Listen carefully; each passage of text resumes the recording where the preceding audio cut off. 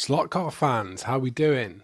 Welcome back to the channel. My name is Paul, and this is Slot Car 2021, back with the final part 5 of mag versus non-mag. So I wanted to do a bit more research into 124th because even though I put that video out, part 4,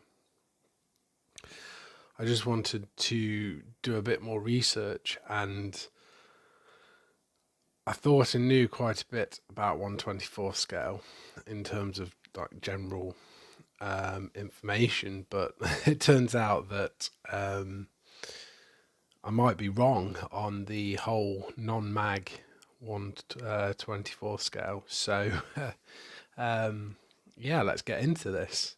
So when 124th scale is actually the original scale, going back to 1912, so all the way back, with the Lionel Toy Company in the USA, and with that, 124th was the scale that they chose for the racing, for that original kind of slot car racing, and it enjoyed some success, but one of the reasons why it didn't really take off, I think, is because of World War One. They actually halted production for European sales of cars, obviously because they had to focus on the war. So the war was the reason that slot cars didn't really take off until much later on. But yeah, I think that's surprised me. And it's interesting. It gets even more interesting as we go on. So obviously the heyday of the golden age of slot cars was from 1961 to 1966 in the USA, really. And it's amazing that slot cars was as popular as video games are today. It was bringing in sort of $3.3 billion annually, which is massive. That is crazy. That's in today's money equivalent. Yeah, that's just. And there was the first professional race team was Team Rusket in the US, and the first kind of professional team, as you will, that travelled around and raced and showed people what they could do. And there was two teenagers, can't remember their names now, but one of them won a Corvette racing. That's kind of how popular it was in the 60s. It's hard to put it into perspective, but it's the equivalent of kind of like, I don't know, maybe, racing in real life and winning money and cars. And yeah, it's just hard to kind of think that, teenagers were winning cars. And it was sponsored, and companies were kind of a bit like, if you take, for example, completely different, but skateboarding, and really how that's progressed over the years, and companies have their own teams and make videos and do. That's kind of the level that it was at, which is mind-boggling when you look at the stats. So yeah, there was 3,000 commercial tracks across the US in the mid-60s. But unfortunately, by 1968, only 50 tracks remained, which is not that many out of 3,000. But I think that was mostly down to unregulated racing, and they didn't really have the classes in place, and that kind of messed everything up. It meant that newcomers buying cars off the shelf were then racing against people that were scratch building cars, and it was all just, and that kind of caused the hobby to really crash and stagnate. But by the time they had kind of brought classes in, it was just too late. But 124th was quite big back in the 60s. And these were non-mag scratch built cars, so brass, we're talking brass and steel chassis. So they were quite heavy. And then on top of that, they actually had aerodynamic bodies fitted, and these were giving the cars up to 18 grams of downforce, and letting the cars achieve speeds of 70 miles an hour, which is insane. So actually, when you look at it, 124th is actually a faster scale non-mag than 132, which I wasn't really aware of. I think because any of the 124 cars that I have are just basically 132 cars at 124th scale, and obviously that's what I made the conclusion on, was actually non-mag 132 versus 124. The 132 outperformed the 124 fourth scale, but actually I haven't been looking at the scratch built 124th cars, and all the cars that people have brought to the club, I believe aren't serious hobby cars, even though they are kind of like kits. So yeah, I'm guessing even BRM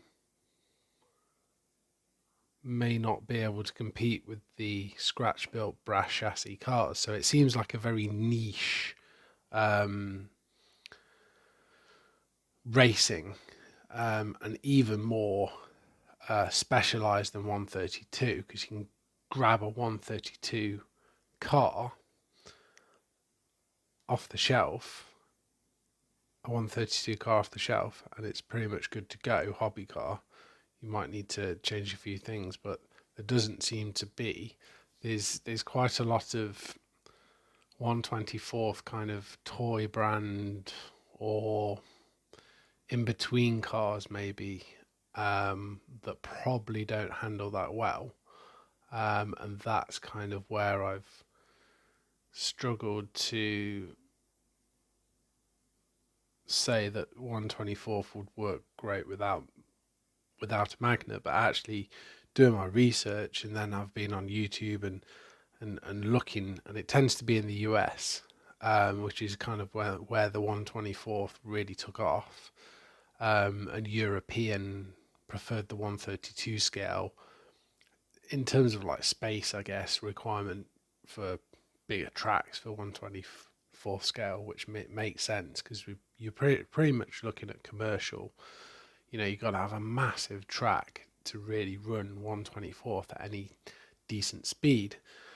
And I think actually this could be a topic, another podcast topic for a different series, which is kind of maybe where do you start in the hobby if you're looking to race. What's the difference between a home track and a commercial track, and what kind of cars should you really race at home, because a lot of people are buying hobby grade cars for home tracks, but to really push those cars to their limits, you need a commercial track because you're not going to get that at home unless you've got a very, very big layout. So is it worth it? That might be quite a good podcast to do. Because you could argue that actually the hobby grade car is maybe quite high in detail and it performs well enough. You just probably can't get it flat out, but that's another podcast. Let's get back to this 1/24th scale. So from my experience, the 1/24 scale cars have been quite tail happy. But I just think, that's just because of the weight, and realistically, you need like a scratch built chassis or something very heavy to keep them kind of planted, and then on top of that, potentially aero on top. So yeah, I think actually I've changed my mind, and if you race at a club and you're looking to get into, maybe faster racing, then 1/24 scale cars could be, if they race them at a local track near you, that could be something to get into if you're looking to even increase speed. I know the wing cars, but I think are they 132? I'm just going to actually look that up right now.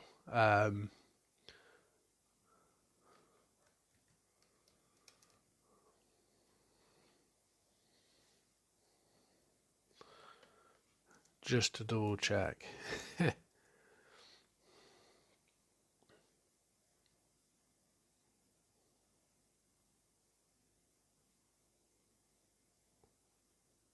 So yeah, it's I know like the Palmer. So yeah, they seem to be 132, the wing car.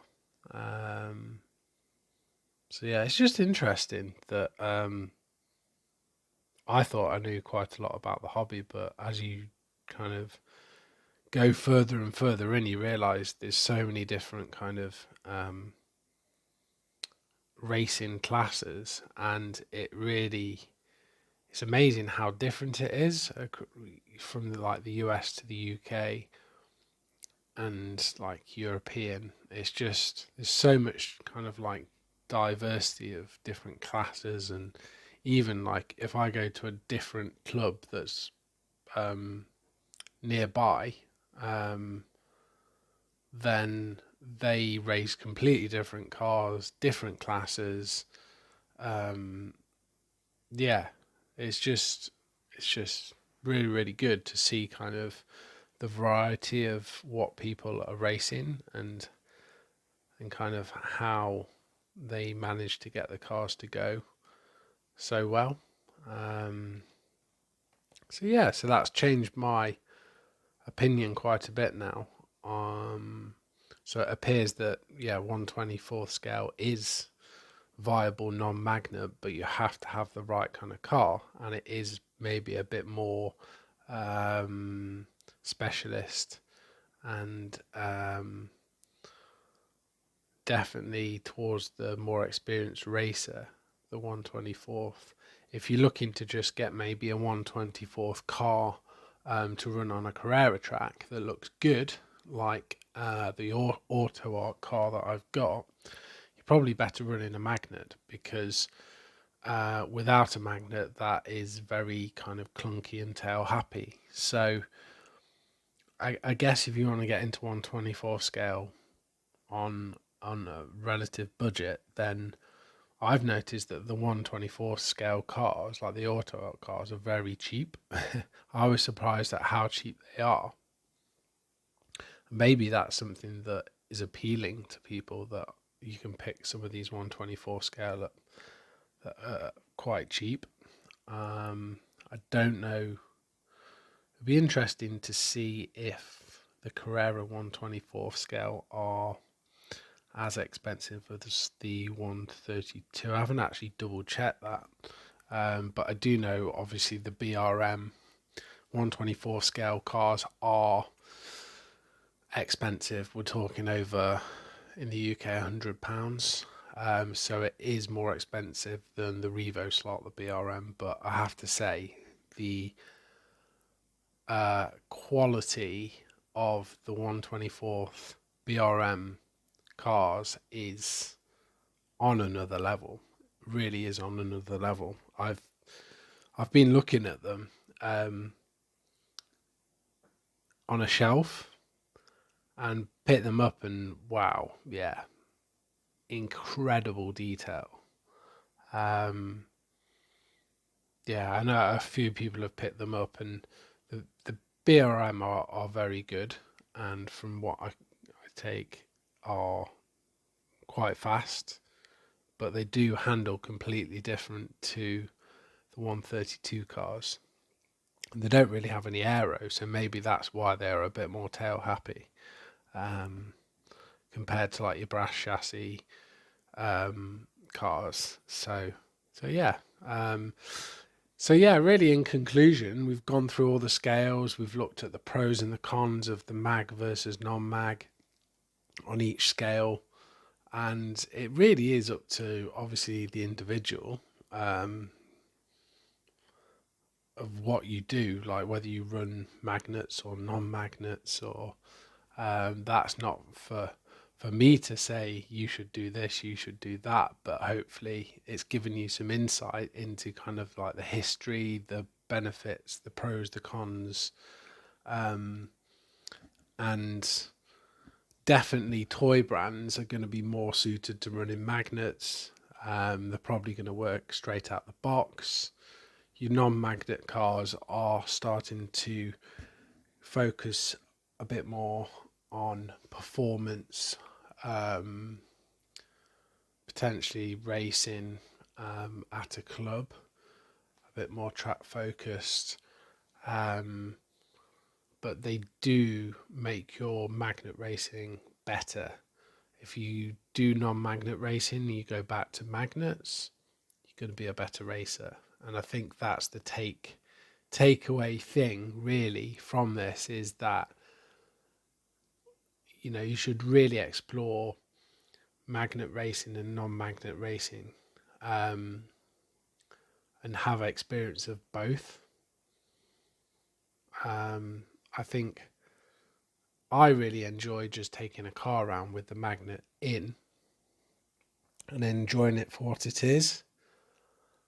But equally, being honest, I prefer non-mag for that, the drivability of the car, the responsiveness of the car, and the kind of car feel. It's a bit more realistic. But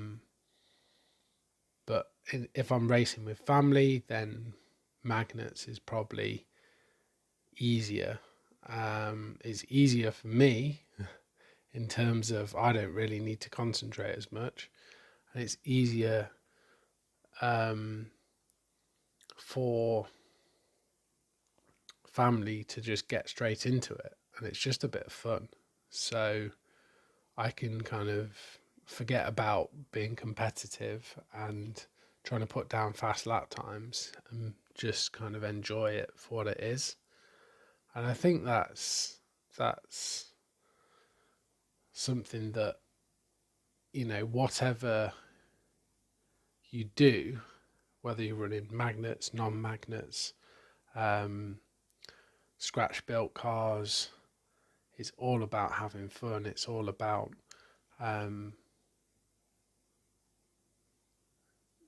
using those cars and driving those cars, and that's kind of, as long as you're happy doing that, then it's fine.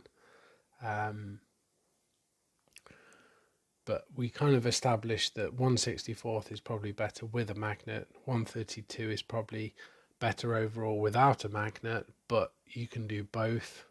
And 1/24th is a bit more specialist, niche, not race that much in the European kind of areas, but it appears to be, well, have a strong history in the US. Um, and from what I can tell from looking at YouTube videos, in the US, it still has a fairly popular following, um, especially kind of like historic racing. Kind of, I've seen a lot of like historic, kind of original, kind of like 60s races, um, where people are kind of using the older cars in a 1/24th scale race. Um, so that's really interesting as well. Okay, we're going to leave it there. Hope you've enjoyed the series. I know it's dragged on a little bit. I have got a new podcast for next week, and we're going to be looking at I'm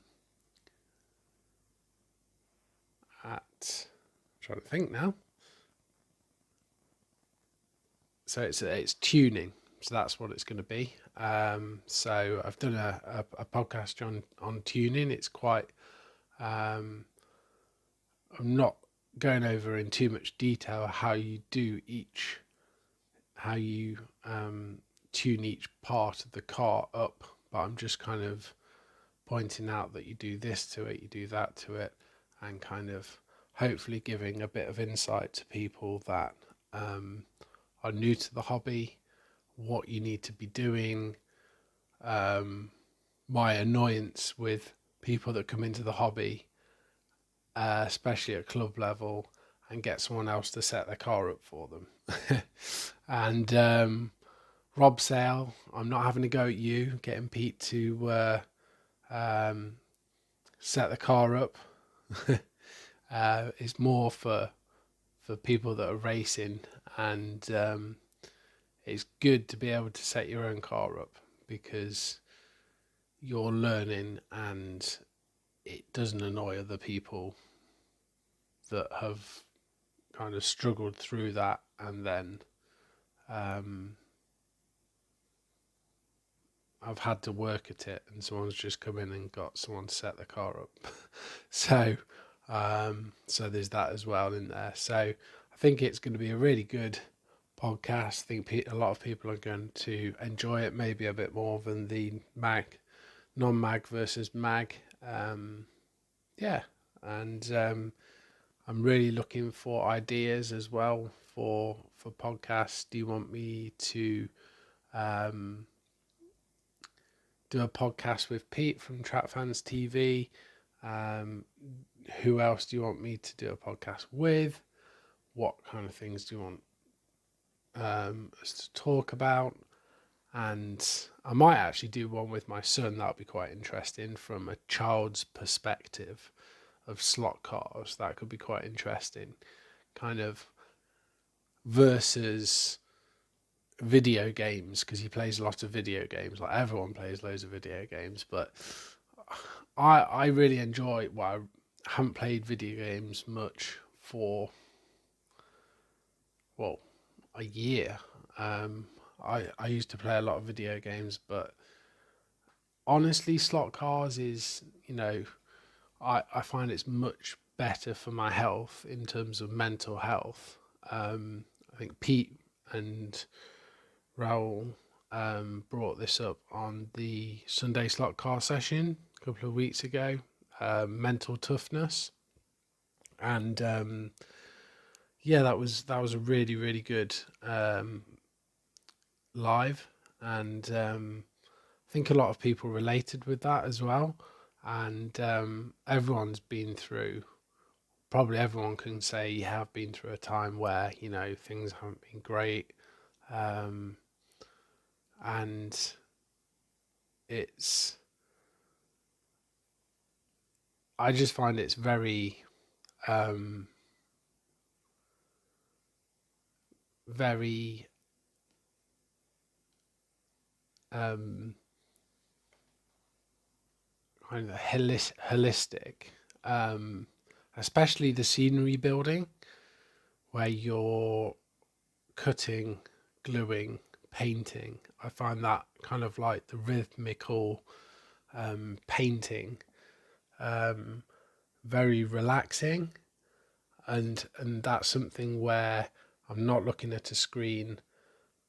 I'm kind of in a zone, and I'm just able to kind of like lose all track of time, and all the stresses just go away, and I can just relax and do that. And that's such a positive thing. Whereas I think social media, video games, and all that kind of like digital technology is sometimes, it's okay in moderation, but the balance of, years ago,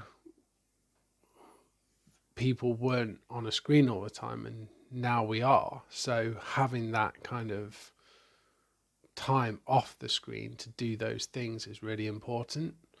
And racing at a club and racing cars around the track, putting tracks together, painting buildings, doing scenery is such a positive thing to do.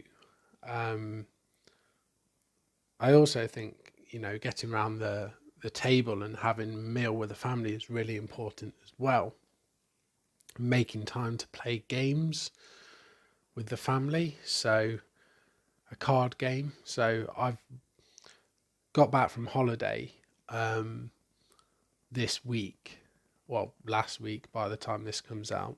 But I went away to Holland, which was absolutely amazing. I would definitely recommend, if you can, go to Holland. Not for the drugs, okay, but for a more relaxed, laid back, in my opinion, lifestyle, or just to experience that, because it was quite a noticeable difference. Like, yeah, I think it was just a bit more laid back.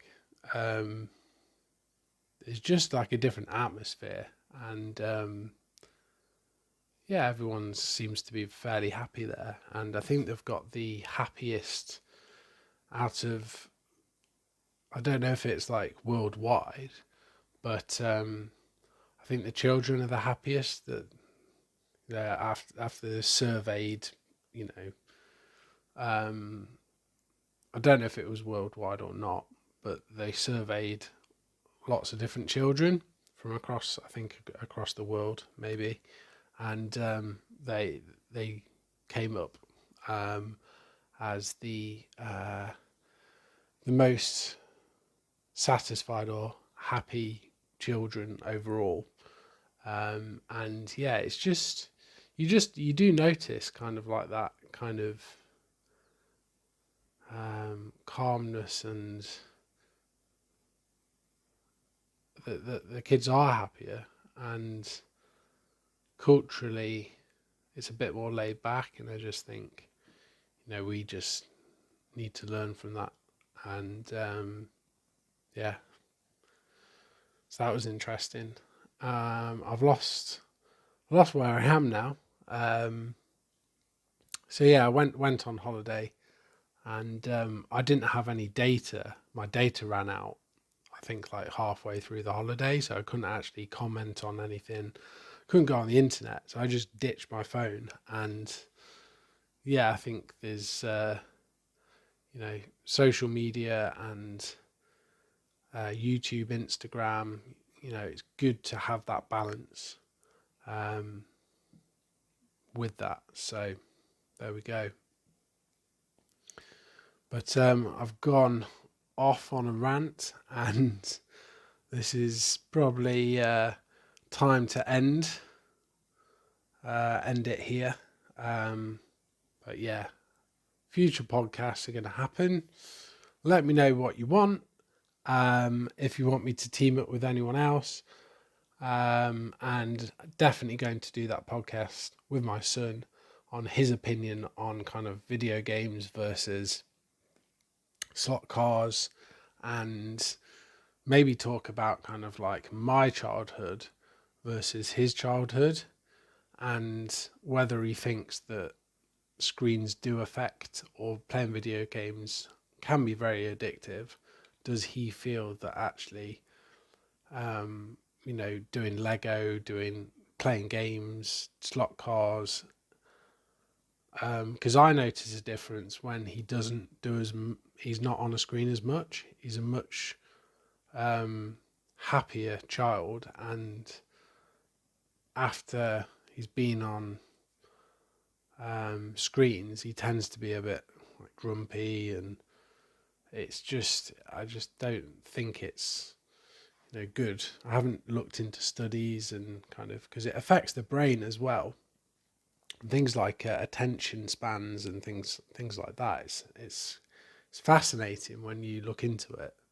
So maybe I'll do a bit on that. Okay, let's wrap it up there for this one. Okay, until next time, hope everyone is well, and enjoy the rest of your week, and I'll see you in the next one. Okay, take care, bye.